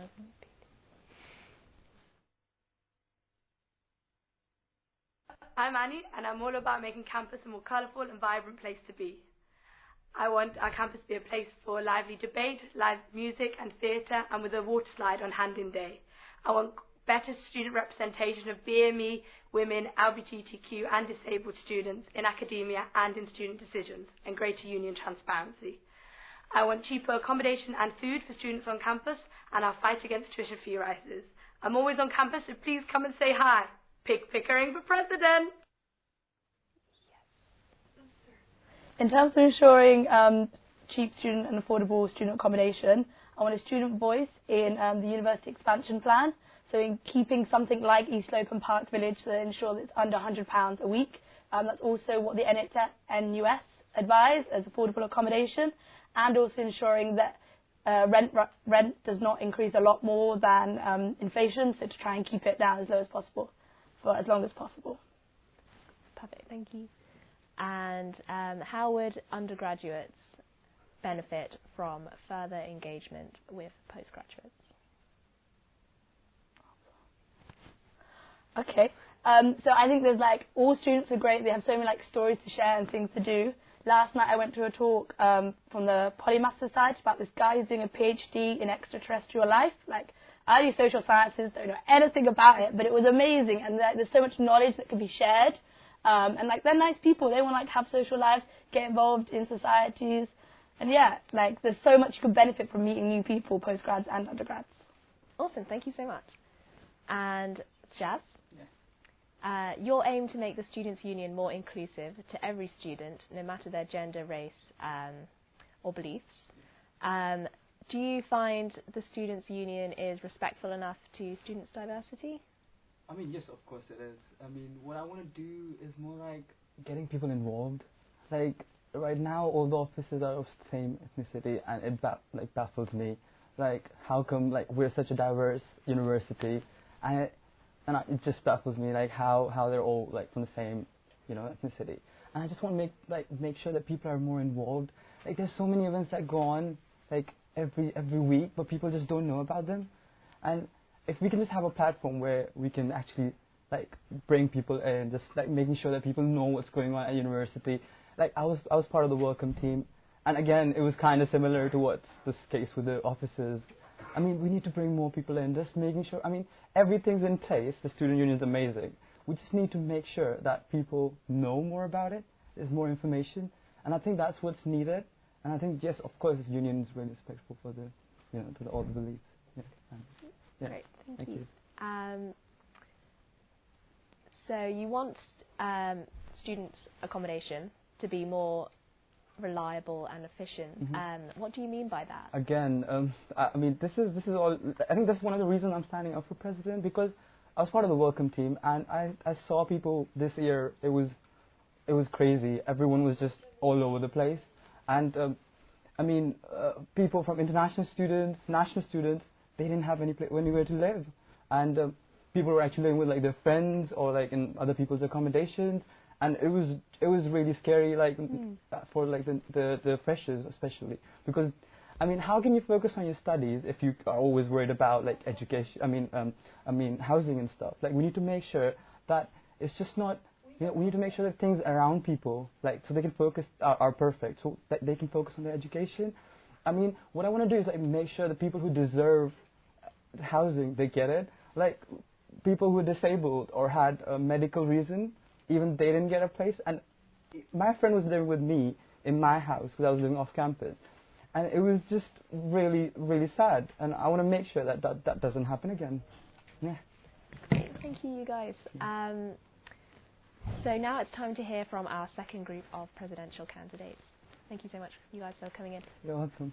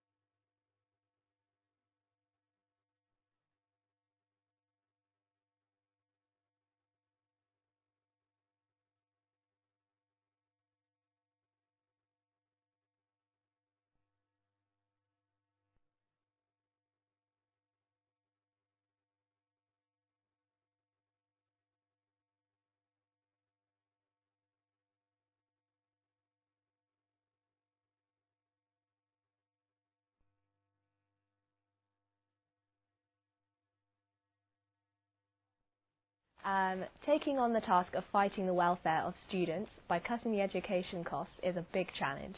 How do you intend to do this?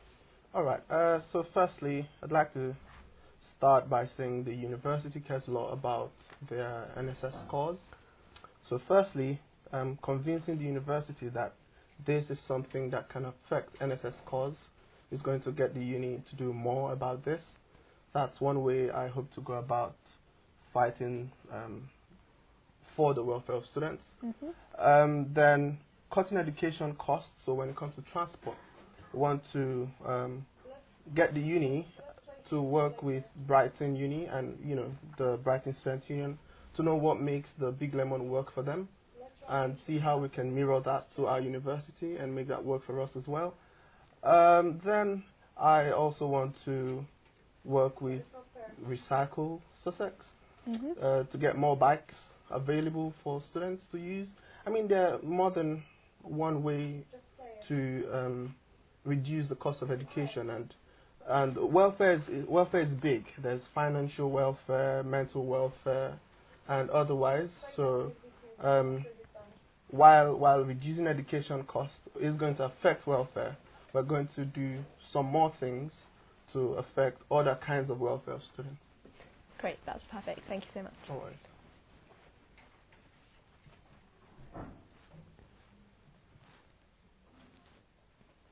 For Students' Union President because I want to make life better for students. That means free sport on campus, a bigger supermarket to replace Co-op, a new nightclub and an annual music festival and better Freshers Week events in general, faster Wi-Fi and... Okay, so Paul, convincing the university to resign from sports membership and allow all students free access to sports facilities is a challenging task. How would you go about that? Well, I've already done some work on it already, actually, speaking to the head of Sussex Sport, Karen Creffield, about the possibility of doing it. I think it's, firstly, you really have to build relationships with the university management, and some officers on the Students' Union really do fail to do that. And I would build a relationship with the head of sport.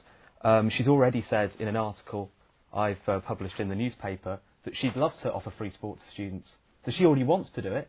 It's just about convincing the management about how it's going to work. I'd love for students to be able to book sport facilities such as tennis courts and squash courts on Sussex Direct. I think that'd be a great idea. I know that gym membership might have to continue being having a subscription for that, but in terms of sport, I think there's already evidence that poorer students like myself, first generation scholars, don't actually get to play as much sport as the rest of campus. It's a real big issue, especially when you consider mental health problems which are rising across university campuses. Free sport is something universities have a duty to give to the student body, and I really think it's one of my top priorities in getting it done, and I'm confident that if elected I would get this done for the students. Oh great, that's awesome. And why do you think our campus would benefit from having a nightclub, and how do you intend on funding this idea? Well, one of the reasons that the campus is going to benefit from a nightclub is because, on a Tuesday night you go to East Slope at Skint, the queue's, out the door. With the rise in student numbers, I think another bar to drink in is absolutely vital. We all want to, relax at the end of the day, and other campuses across the country, they all have nightclubs. Why not Sussex? There are many. I've already had conversations with the university about delivering on this. I think there is scope for a nightclub potentially at Northfield.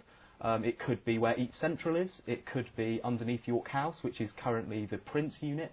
There are plenty of areas where it could be done.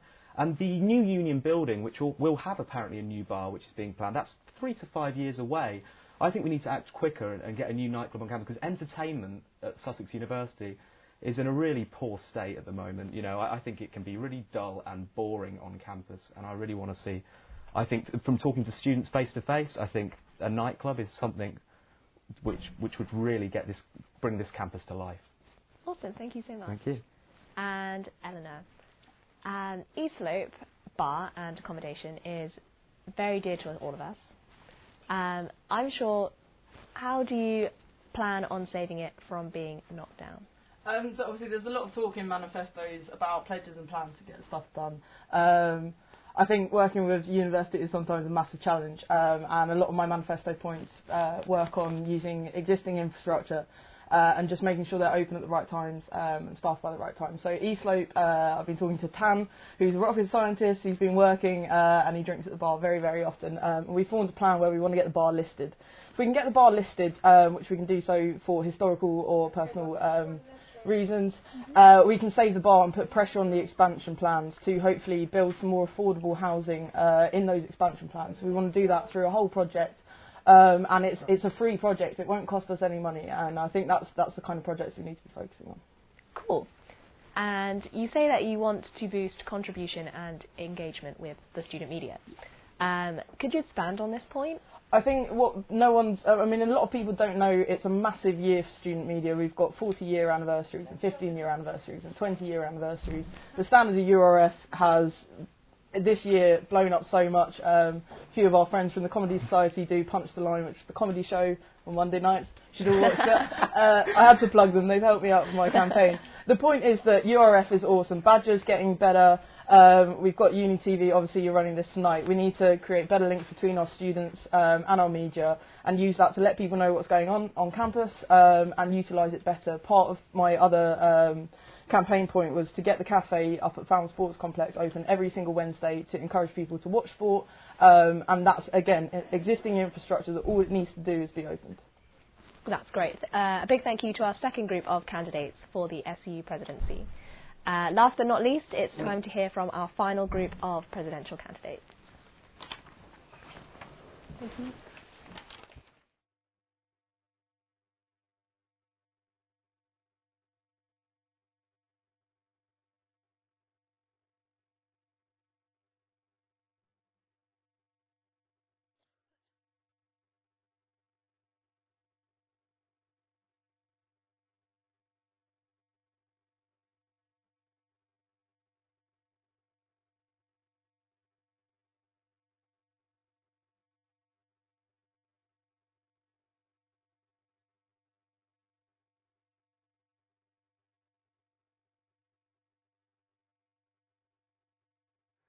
Hi, my name is Jaja Jasper Chinedum, and I am running to be president of the Students' Union.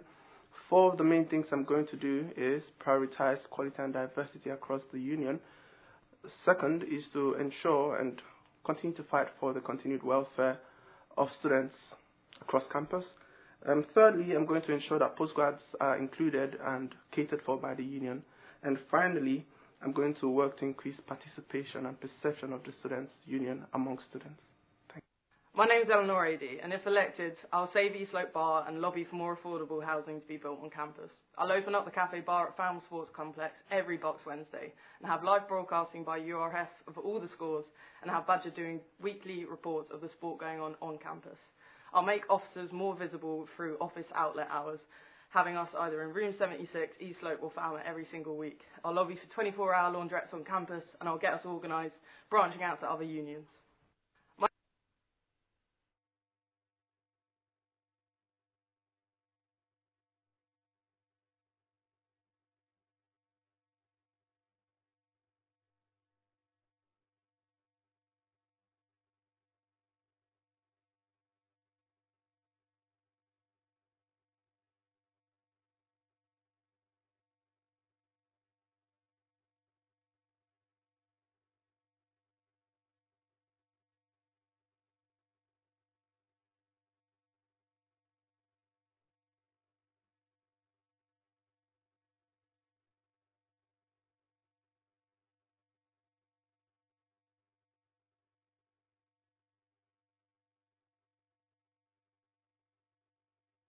Students Union, create more bursaries and scholarships for students from low-income backgrounds, increase the gap between exams and essay deadlines, and most importantly, promote free speech across campus. If you believe in Tisha's wish for a better SU, then vote Tish for president. Hi, my name is Letitia, and I'm running to be your Students Union president. If elected, I will lobby for more affordable rent on campus, help rebuild the relationship between the university and Students Union, create more bursaries and scholarships for students from low-income backgrounds, increase the gap between exams and essay deadlines, and most importantly, promote free speech across campus. If you believe in Tisha's wish for a better SU, then vote Tish for president. Hi. Hi, my name is Max, and I'm running for president, and there's going to be a hell of a lot of people who tell you this is unimportant, this doesn't matter, but the thing is, whether you can afford your rent, whether you can get counselling on campus, and the fact that we're paying 9k, we're paying so much to live here, and we're still being charged for printing, all those things in fact do matter. So like me, dislike me, heckle me, throw stuff at me, I don't really care, but have an opinion on it, because actually we can change stuff about this, and we should change stuff about this, so vote Max, I'm not crap. Hi, my name is Max. Hi, I'm Anna Cavan at your service, and my matters of great importance as your president would be well-being, academic, financial, and other issues to create a better life in the university. I agitate for freedom in all kinds, freedom of speech, freedom of studies, freedom to allow more time to write during your exams. I want your future employers to come there and choose unique you. I speak for lower fees and more heaters, for even more plants on campus and late snack outlets. You can find my extended plan on the Student Union site. Hi, I'm Anna. So, Letitia, you say you want to continue Abe's work on reducing the cost of living. Could you expand on this point? So I think at the moment we have a sort of cost of living crisis on campus, and I think that one of the main reasons for this is because rent is quite expensive. So one of my manifesto points is to lobby for more affordable rent on campus and introduce a rent cap so that rent can't exceed a certain level. So at the moment, like places like Northfield and Swanborough, it's like £150 a week, and this sort of increases like every year by like £5. And I think that it will deter students from living on campus because it will be so expensive, and students from low-income backgrounds won't be able to afford to live on campus. And so I think that there needs to be a rent cap in order to make living more affordable. That's great, thank you. And when you say you would like there to be a stronger relationship between the Students' Union and the university management, why do you think this is necessary? Is there not already a collaboration between the two? So I think at the moment there is some collaboration, but I think that it is necessary to have a strong relationship between the union and the university in order to get things done, in order for officers like ourselves to, you know, like fulfill our manifesto and actually do what the students have elected us to do. So, I mean, after the protest, for example, there was a sort of breakdown of the relationship between the union and the university management. And I think as well with the new Vice-Chancellor, this will be a great opportunity to rebuild that relationship and actually help achieve what I've put in my manifesto if elected, and also just a stronger, I think that will just be a lot better for students as well, like having a good relationship with the union and the management. Okay, that's great. Thank you so much. And Max. Hello. How will the Students' Union fight to lower the rent? I think there are kind of two categories that a student union can act upon. One is the easy stuff, which can kind of happen anyway. You hear people talking about water fountains; it's not that difficult. But then there are things where it's really, really difficult. And I think we need to not only tackle rents on campus, but in town. And for me, the only way that we can really do that is struggling, because at the moment, university managers on 300k plus a year, their focus is profit, their focus is seeing us as funding units. At UCL, there is a rent strike at the minute, which won its demands last year and is fighting for a 40% cut in housing. I don't see why that can't happen here.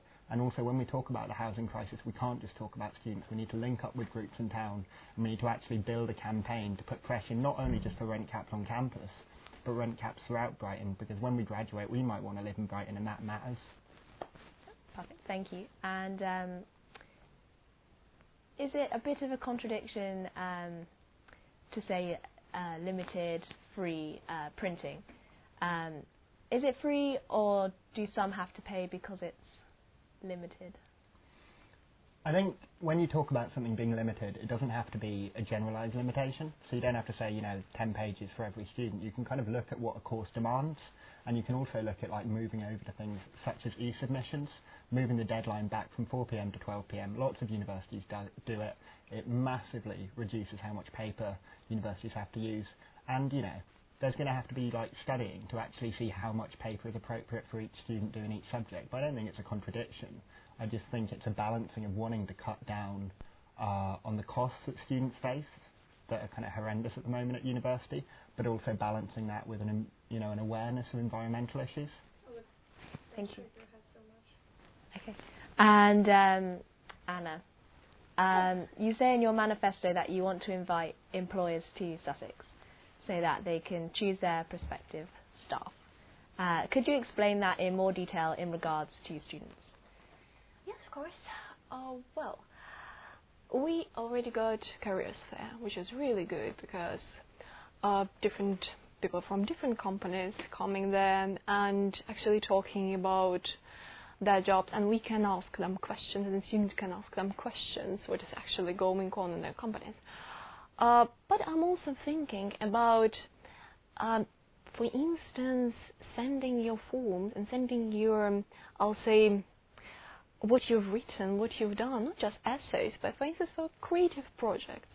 Like there are students who are doing music, there are students who are doing a lot of physics, for instance, they've got research, and they can send this research to someone, to a company, and in this case, for instance, some employers can come during the year, for instance, once or twice, and actually have a look at those students, have a look actually at all students, and maybe some professors and tutors are going to say, we've got some really good prospective students, and can you have a look at actually what they've written, what they've done, and I presume this is going to encourage and really say make their search of the career, of the right path better, and in this case even first graded, first year students are going to understand how it's important. Maybe they're going to work more and study even more. They're going to be interested in it because they're going to see how it's going to be resulted in future. Because, for instance, there are friends who are right now going to be graduated. Some companies are coming and saying, do you want to work with us? And in this case, other students who are first year one, as I said, for instance, they're going to be interested in this in even more. That's great, thank you. And the final question, why do you think there should be more social activities to bring students and tutors together? Would such activities interfere with the academic side of things? It's a really good question, thank you. Well, I actually was influenced by some international, they'll say, meetings that students and their tutors have got sometimes, because I presume we can visit, well, like students actually can visit our tutors and professors during their office hours, but you still got sort of table in front of you, just between yourself, and you just you cannot speak with this person properly. Maybe you just maybe want to understand how what is going to be in future with your career and how is it going to be important for you, and maybe you're just thinking how you can transfer it in another path or something. And these social activities can actually not just bring them together and just discuss the career paths and what those students can do in future, but also show that actually those students are people too, and they can speak about their own experience and how they were looking for something like for a path and how they've chosen University of Sussex. And also it can help us to have more like tuition and tutors and interesting ways actually to encourage students from different schools to participate in education. Or maybe they're going to discuss something they something they're really interested in but they don't understand. Maybe they're going in this free atmosphere, they're going to discuss it even more. So like this. Okay, I see. Yeah, that's thank you. Yeah, Okay, well that's it from our candidates for the evening. Thank you for watching, and a big thank you to all of the candidates who participated. And good luck with the upcoming election. Thank you. Thank you. Hi, I'm Anna Cavan at your service, and my matters of great importance as your president would be well-being, academic, financial, and other issues to create a better life in the university. I agitate for freedom in all kinds, freedom of speech, freedom of studies, freedom to allow more time to write during your exams. I want your future employers to come there and choose unique you. I speak for lower fees and more heaters, for even more plants on campus and late snack outlets. You can find my extended plan on the Student Union site. Hi, my name is Max, and I'm running for president, and there's going to be a hell of a lot of people who tell you this is unimportant, this doesn't matter, but the thing is whether you can afford your rent, whether you can get counselling on campus, and the fact that we're paying 9k, we're paying so much to live here, and we're still being charged for printing, all those things in fact do matter. So like me, dislike me, heckle me, throw stuff at me, I don't really care, but have an opinion on it, because actually we can change stuff about this, and we should change stuff about this, so vote Max, I'm not crap. Hi, my name is Letitia and I'm running to be your Students' Union President. If elected, I will lobby for more affordable rent on campus, help rebuild the relationship between the university and Students' Union, create more bursaries and scholarships for students from low-income backgrounds, increase the gap between exams and essay deadlines, and most importantly, promote free speech across campus. If you believe in Tisha's wish for a better SU, then vote Tish for President. My name's Eleanor Ady, and if elected, I'll save East Slope Bar and lobby for more affordable housing to be built on campus. I'll open up the cafe bar at Falmouth Sports Complex every Box Wednesday, and have live broadcasting by URF of all the scores, and have Badger doing weekly reports of the sport going on campus. I'll make officers more visible through office outlet hours, having us either in room 76, East Slope or Falmouth every single week. I'll lobby for 24-hour laundrettes on campus, and I'll get us organised, branching out to other unions. My name is Paul and I'm running for Students' Union President because I want to make life better for students. That means free sport on campus, a bigger supermarket to replace Co-op, a new nightclub and an annual music festival, and better Freshers' Week events in general, faster Wi-Fi, and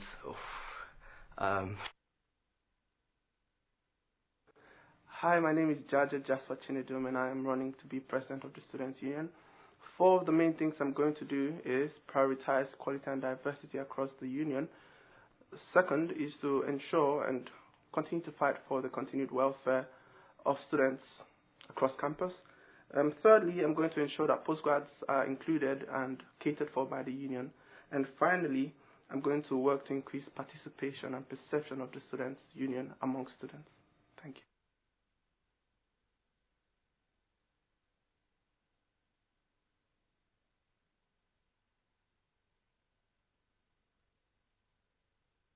I'm Annie, and I'm all about making campus a more colourful and vibrant place to be. I want our campus to be a place for lively debate, live music and theatre, and with a water slide on Hand-in Day. I want better student representation of BME, women, LGBTQ and disabled students in academia and in student decisions, and greater union transparency. I want cheaper accommodation and food for students on campus, and I'll fight against tuition fee rises. I'm always on campus, so please come and say hi. Pickering for president! Hi, my name is Radek, and in this year's elections, I'm standing for the position of Undergraduate Education Officer. As your education officer, I'll make sure to firmly represent you and your interests, and address the issues that matter to you the most. I believe the officers in general, including the education officer, are there primarily to serve you, students. So make sure to vote, choose well, and choose radical education. Hi, I'm Savannah. I'm running for Undergraduate Education this year because I think education is more than a degree program, and students should be able to learn from university matters that are actually relevant to their lives and to the world.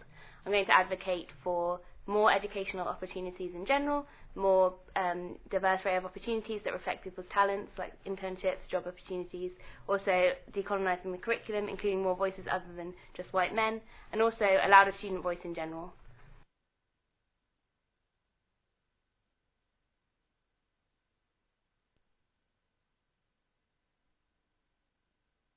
Hi, I'm Grunya and I'm running to be Welfare Officer. I'm dedicated to getting the university to employ 2 more full-time counsellors because 6-week waiting lists ruin lives. I also want to provide free drug testing kits so that everyone knows that what they're taking is safe.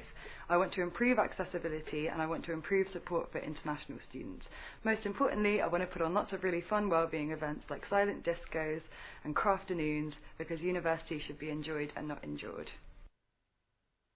Hi, I'm Rose. I'm running for Postgraduate Education Officer.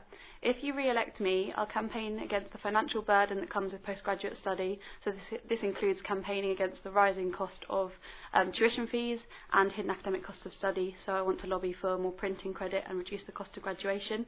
I also want to campaign for the fair treatment of associate tutors because unfair treatment of PhD students who teach can affect both undergrads and postgraduates. Hi, I'm Sarah and I'm rerunning for the position of Society and Citizenship Officer. If re-elected, I want to continue to work on the housing crisis in Brighton, making more affordable and better quality homes available for Sussex students.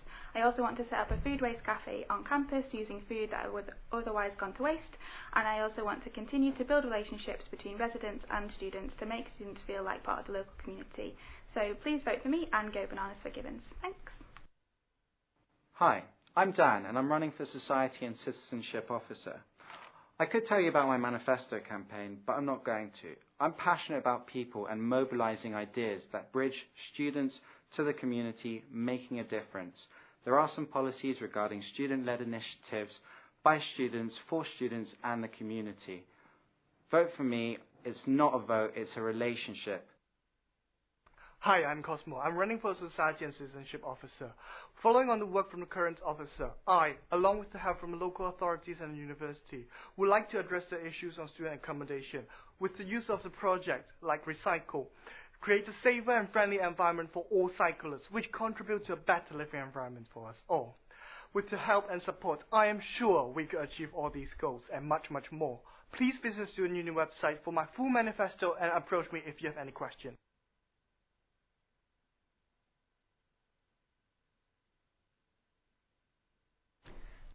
Hello, my name is Adele. I'm a third year international relations student. I'm currently the president and founder of Coexist Sussex, and I'm running for activity officer.